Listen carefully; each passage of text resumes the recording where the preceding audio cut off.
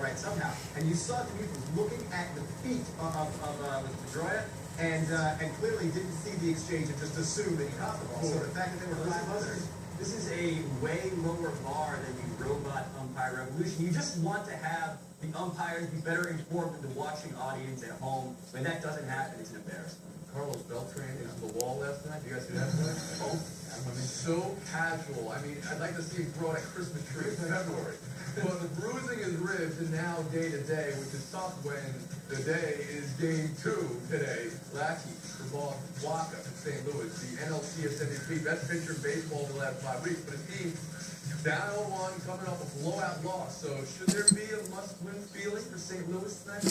I think there should be, because the Red Sox became the 6th team in the last 30 years to win the first game of the World Series by at least 7 runs. 4 of the 5 other teams won that series. And that's the sentiment in that clubhouse. They lost not just a big game, but a big game with magnitude to it. Adam Wainwright was their biggest advantage in the series, I thought. They had the best starting pitcher, and they wasted him. And now they're going to rely on Michael Waka, who I think will be very good tonight.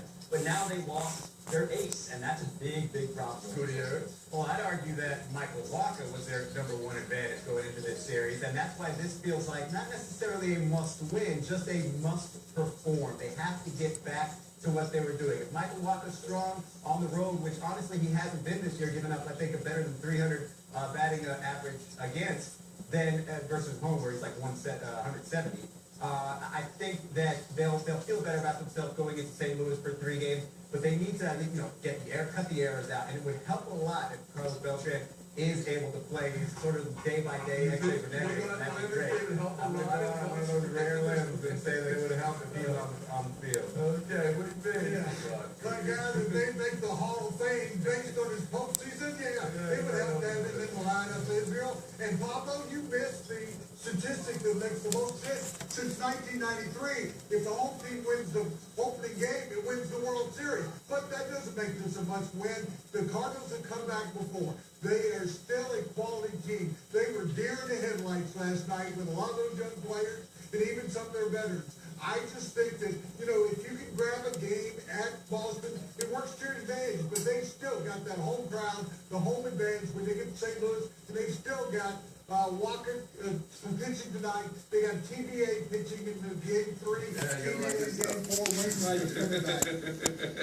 Go ahead, Flasky. All right, Tony, you're the one that mentioned the Dodgers, not me. But I will say this. The Cardinals know firsthand how devastating a rib injury suffered in Game 1 can be to a player, because they hit Hanley Ramirez, and they saw how that killed the Dodgers in their series. So they know about Beltran. Beltran's got the .724 slugging percentage in the postseason. So my thing is, if he's not healthy, if he can't come back, or if he's playing in the kind of pain that Ramirez played in after Joe Kelly hit him in the first inning, I mentioned that. If he's playing in that kind of pain, then the Cardinals have no chance of winning this. However, if he can't recover, the Cardinals, they can win tonight. They can still win the series. But 20% of teams, 20% of teams are down 0-2 on them. So that's a long-winded way of saying it would help if Carlos Beltran was on the field, right? All right.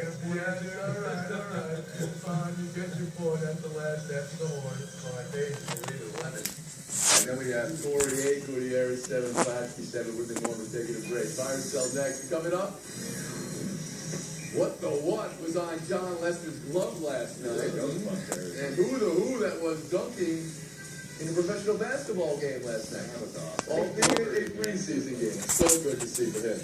Made you feel good. Around the Horn is presented by Guinness. More character, more taste, more flavor. Guinness, made of more. Please drink responsibly. Part of Happy Hour. And in part by Joseph A. Bank. We fit most everyone. JOSbank.com.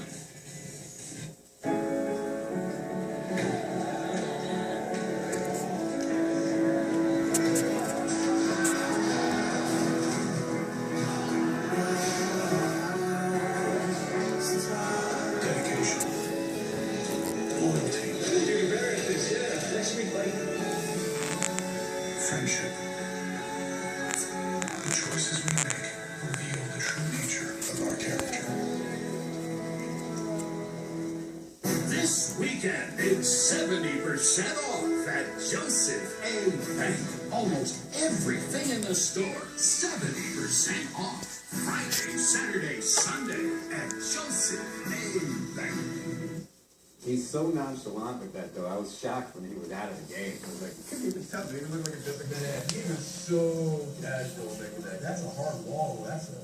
And that makes the best mashed potatoes. No, it's very good. I'm just saying, I don't know that I'd put them in the elite category of mashed potatoes. I'm telling it like it is. It works better on there. 5 in the elite QBs, you have to kick one out. Winning playoff game? Listen to ESPN Radio anywhere, anytime.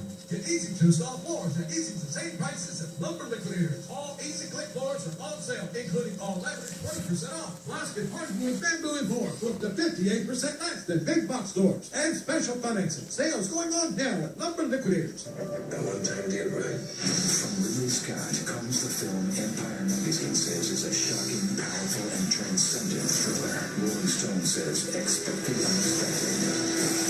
You've been bad. The Counselor, rated R. Why is it better to get what you want now instead of later? Because you don't want to wait to eat your raisins. You don't want to wait to eat your raisins? No. Why not? Because they'll turn into late. Not sure that's the way it works. Yes. Are you competing for cutest kid right now? Yes. And what place are you in? Kindergarten?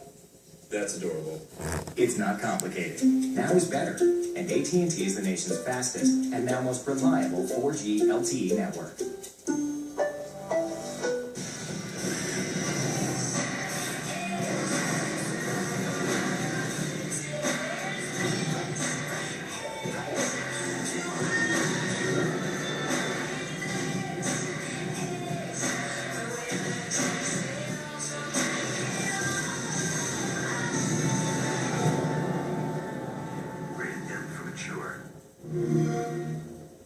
Reserve for Xbox and get the free fall bonus map.